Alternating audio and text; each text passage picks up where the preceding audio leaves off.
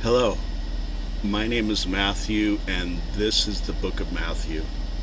Um, I have wanted to make this video for quite some time, and I didn't know exactly when or how I should make this. I was a country singer, and obviously, in saying that, I don't mean I was any kind of a famous country singer by any means. Um, but I started in the '90s. I was probably 17, so my guess is that I kind of started singing in like '94, '95, something like that. Um, my influences back then were guys like Garth Brooks and Tracy Lawrence. Tracy Lawrence actually was the first one that I started. I started really singing his songs because I digged his voice. Um, they were just the epitome of country music.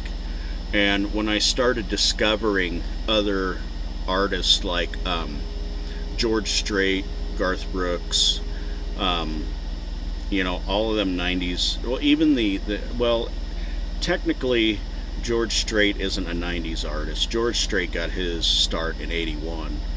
Um, well, his professional start in '81. He actually started before then in the late '70s, uh, being turned down by every label in Nashville. Um, so that I also listened to a lot of Hank Williams, George Jones. All them. Uh, even Hank Williams Jr. All them artists from the 60s, 70s, and 80s. So I got my start in the '90s. Started with singing a lot of Tracy Lawrence stuff.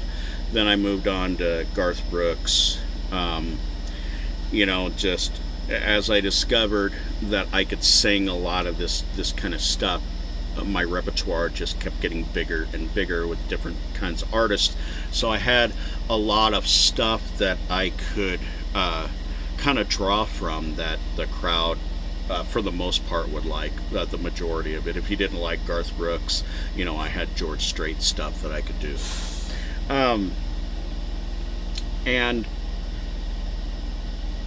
the country music industry at the time, you could tell the influence on the '90s artists, even with the women in country music.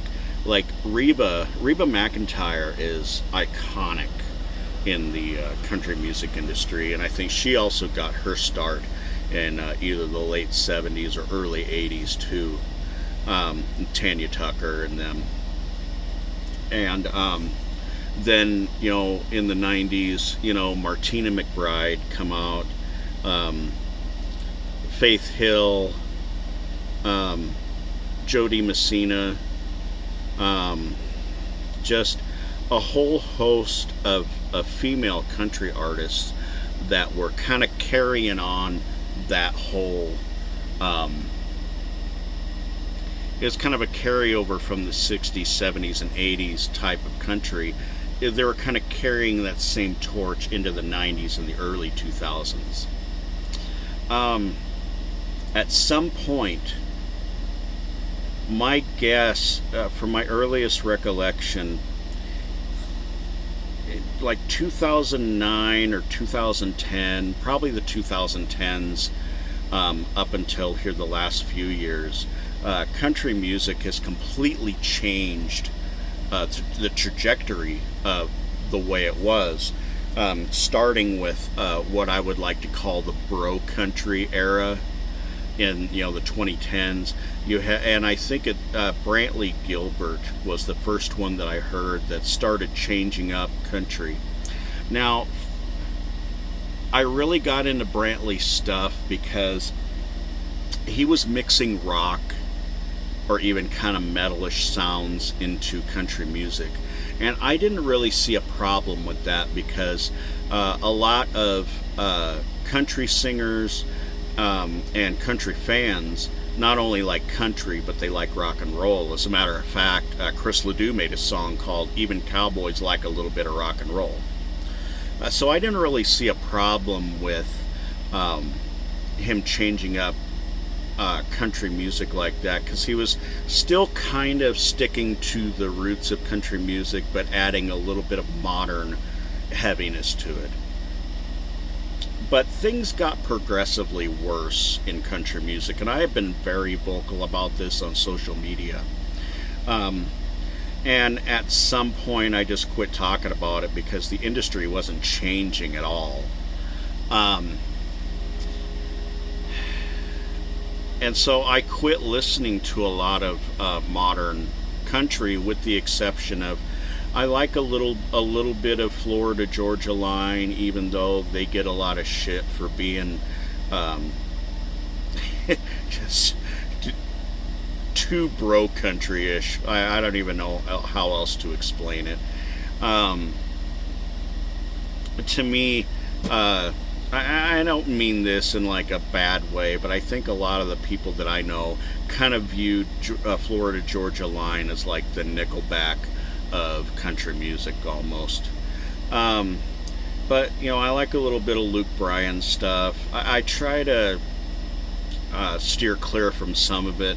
There are some newer country artists out there that I have never heard of, and then when I went to listen to their stuff, what it ended up sounding like was, if you take pop music and add fiddles and a steel guitar to it, they're going to call it country, which it isn't.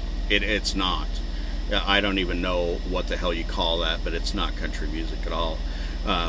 It's a lot of just pickup trucks and going out and just drinking, trying to hit on all the chicks.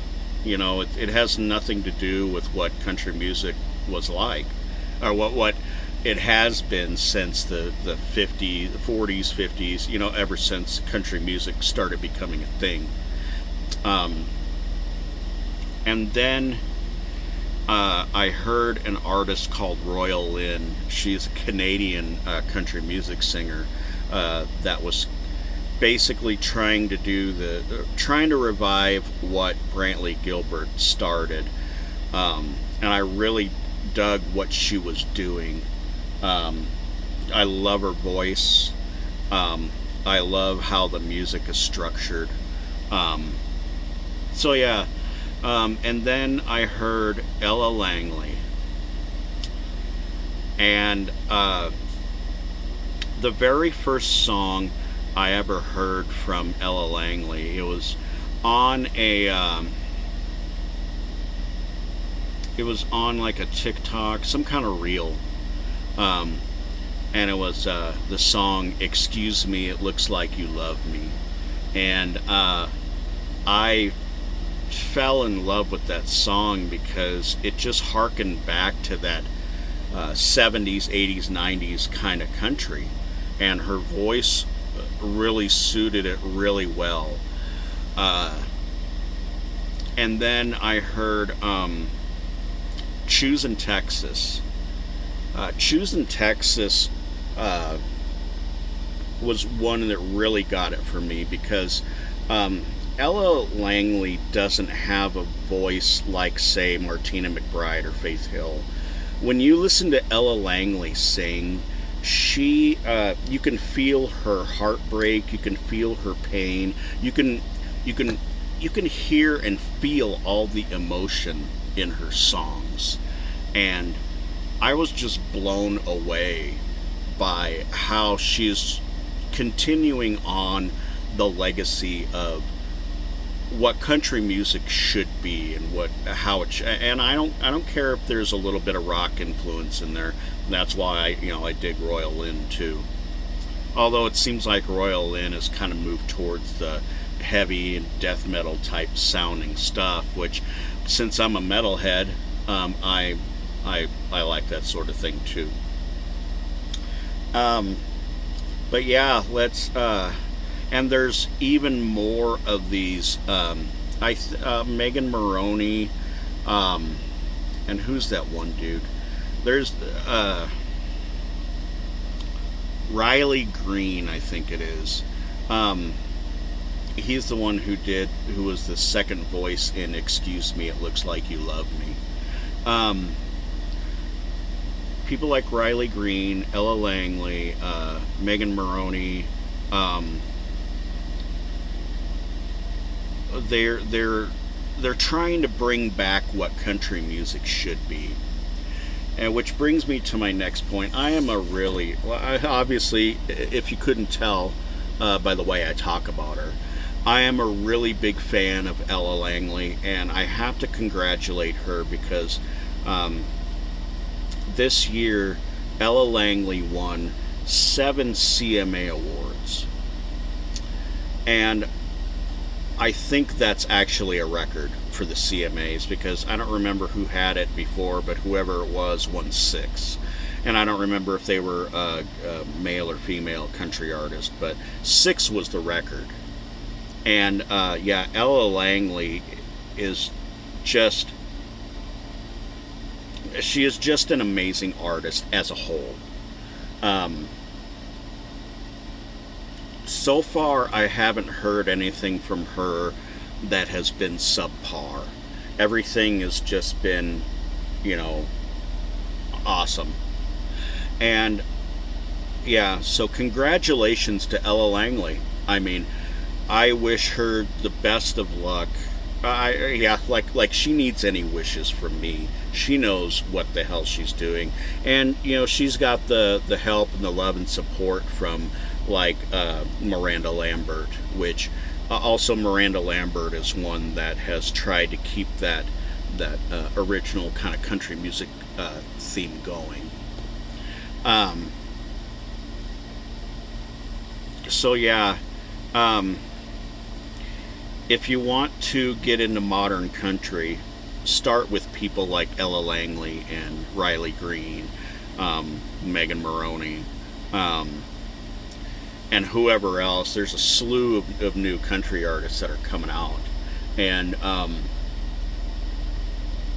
and good on them. I'll start listening to more of that stuff, especially Ella. So, anyways, yeah. Oh yeah, I didn't finish up on what happened with my singing and stuff. And like I said earlier in the video, I never reached any kind of stardom status at all. I was kind of, I guess, semi-famous in my hometown where I started singing at a little bit. Like everybody knew who I was wherever I went. A lot of it was from karaoke contests and stuff like that. Um, Sometime in I think it was 2004 or 2005, I quit singing country in contests, and for the most part, every once in a while, once every 5 years or something like that, I would sing somewhere. Um,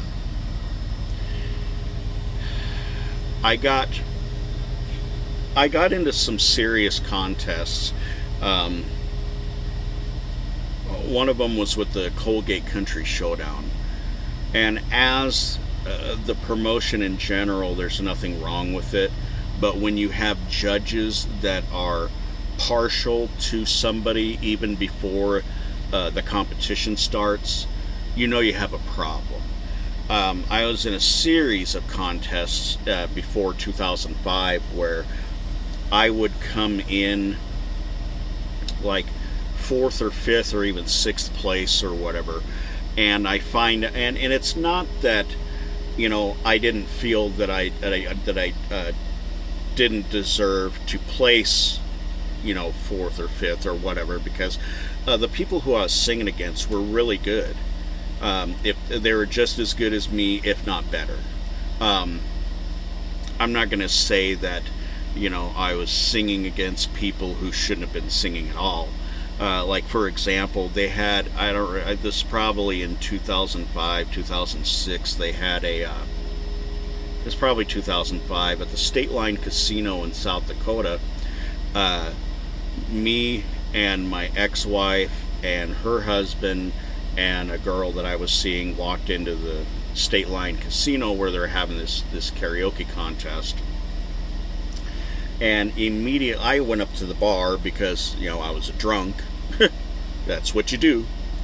I went up to order a drink, and my ex-wife comes over and she goes, "Hey, you need to look at this." And she pointed at the table next to me, and it had a CD and an information pamphlet and business cards and things like that. And we looked at all the tables, and all of them had this, all this stuff for this particular female country singer. And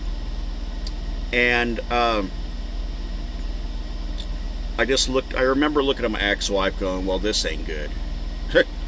She goes, "No." She goes, I love your singing and all, but I don't think that you're going to come out of this, good at all." And as it turns out, she was right.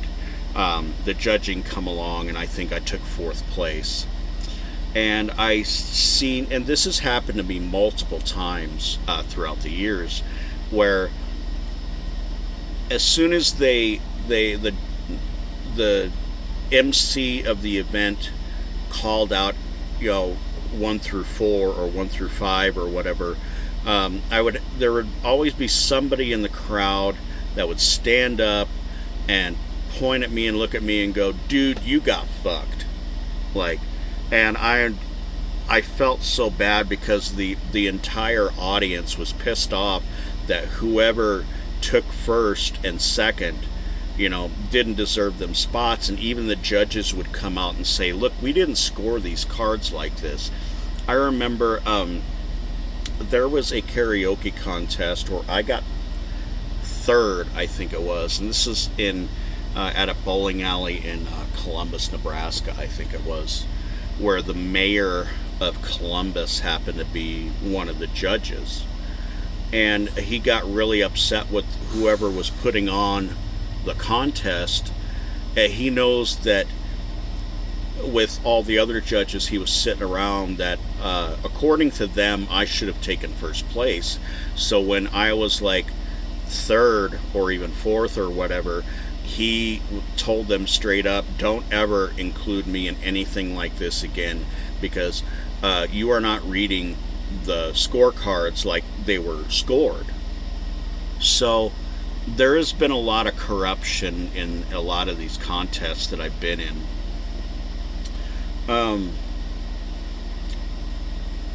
I did a music showcase in Branson and in Nashville, and those didn't really get me anywhere either. Usually what I got was let's take the Nashville showcase that I was a part of.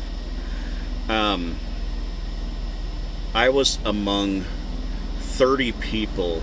All of us collectively had amazing voices.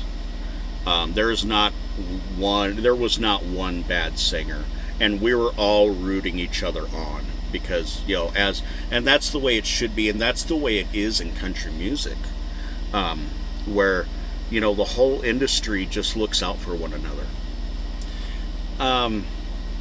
And the lot of us at this particular showcase they had at the Radisson Hotel. At this particular showcase, there was a bunch of record executives that were looking for new talent. And I was told in particular that I need to find my own voice, because I can do, George Strait, Alan Jackson, Toby Keith, to a T. Like, if they needed some kind of sound-alike act, that I could pull it off perfectly. And he goes, "That's not what we're looking for." He goes, "You are an amazing singer, but not one of you in this group of 30 have anything unique that we haven't heard yet." And so all of us were we were disappointed, but we understood. And and after that thing at the State Line Casino, I just completely gave up. Um, and I have no plans on ever pursuing a country career again. I've just been kind of jaded by the industry. Um, so so that's my story on my singing days. But yeah, once again, congratulations to Ella Langley. She is amazing, and if you haven't heard her yet, please go check her out. She is going to be right up there. You know, eventually she's going to be right up there with the really huge acts. That sell billions of dollars worth of concert tickets. Like the Taylor Swifts and Beyonces, and eventually she's going to make her way up there. She is already doing amazing things in the country music industry. So look out, Ella is coming. Y'all have a good day.